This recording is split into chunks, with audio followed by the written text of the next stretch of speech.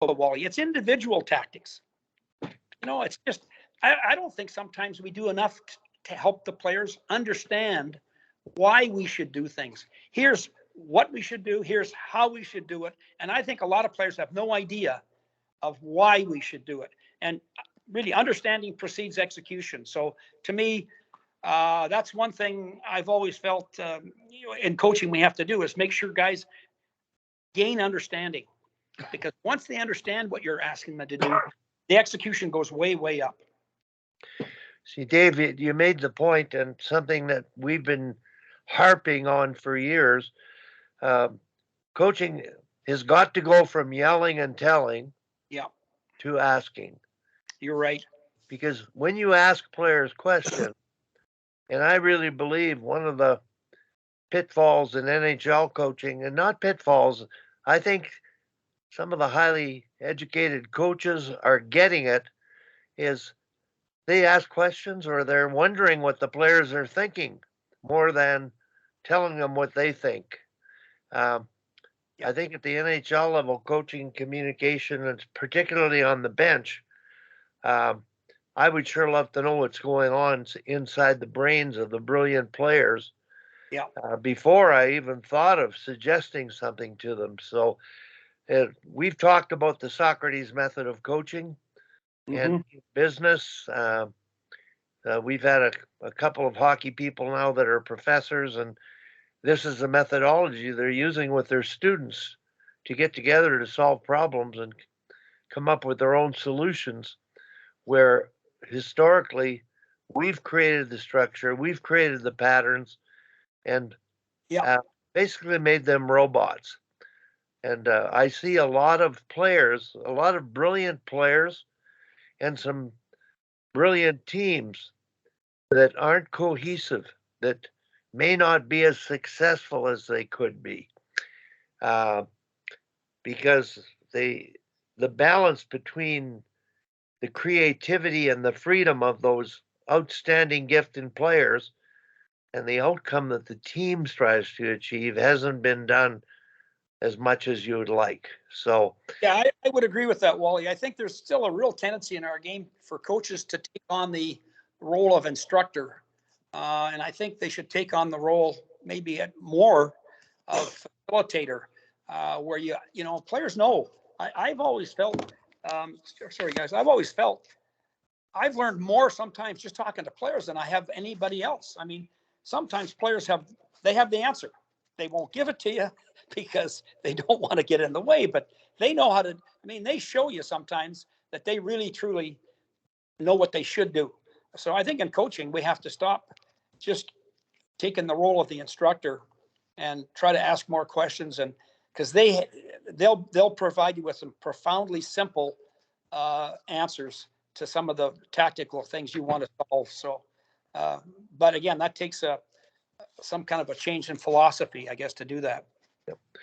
Dave, I saw something, Winnipeg's game, they were in overtime, and I've never seen this before. They did about 6 high scissors. They were just going side to side like this and doing it all the time. Of course, every time the D's, they got to decide whether to stay man-on-man or switch. I've never seen a team do that often. It was kind of how they did their 3-on-3 on the attack. Yeah, I find the 3-on-3 play, Tom, I give them great points for, what do they used to say in figure skating? Style points. Yeah. When I watch it now, I mean, I find it all that interesting. I find them, yes, everybody's doing lots of, like the work width-wise is great. There's lots of changing sides, trying to make the defenders make decisions. And everybody now is playing pretty much straight man-to-man. And it's too bad because for style points, it's nice to watch, I guess. But not much happens sometimes. They keep waiting for a breakdown.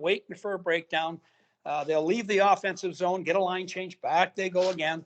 And I don't know. It's not I wish there was that over and back rule, because that's awful when they do that. They go back and they say, it used to be, before they started doing that, it used to be really exciting.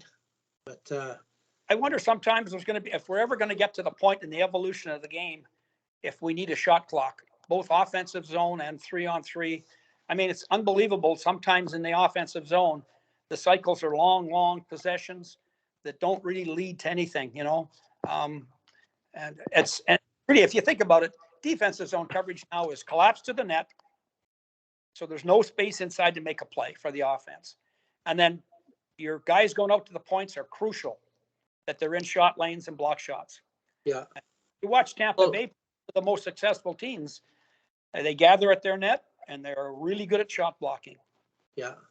Well, again, I couldn't take any more of the girls' game last night. I left after the second period.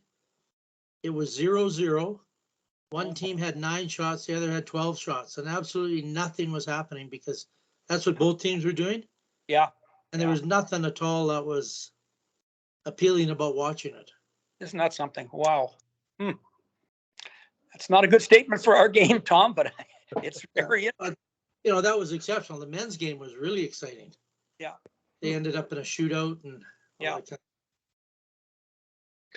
Well, Dave, just trying to, in keeping with, you know, the audience that we have, there's a lot of minor hockey coaches out there, and I'm involved a little bit in HP evaluations, high performance. Yep. And development 1, which is the first stage of becoming a competitive coach. And one of the things that I believe I'm really trying to push for in the time we've got left is to get coaches to take a routine in coaching between periods where they talk amongst themselves before they go into the dressing room about what did we do well, what can we do better, but then ask the players those same questions. Yeah. And wait for the answer, because you're likely telling them things they already know and understand, and maybe you can reduce your talking by listening to them and discovering what you have to teach, or that what they might not know, or probably learn something from them that we wouldn't learn if we didn't listen to them. So that old Socrates method to me, and I just wonder in the KHL, do they have iPads at the bench like the NHL, and are the players looking at it? Yeah, they have iPads. There's probably 3 or 4 iPads. The coaches, that's for player use, and then the coaches, at least 2 or 3 of your assistant coaches have iPads. So, you know, they're constantly using those. Wally, I think that's a brilliant idea. I think the idea of what you're saying makes so much sense because, yes, you should, as a coaching staff, discuss it so you're kind of on the same page. And then asking the players is brilliant because I agree with you. I think they can tell you what they have to do. I think they can tell you pretty close to what they have to do. And sometimes they may give you a good idea of what they should have done. So it's a learning process for coaches as much as players. And I really like that idea of the, like, asking questions. Quit being the, you know, source of all the information. Ask some questions. Linda, my phone's gone on me.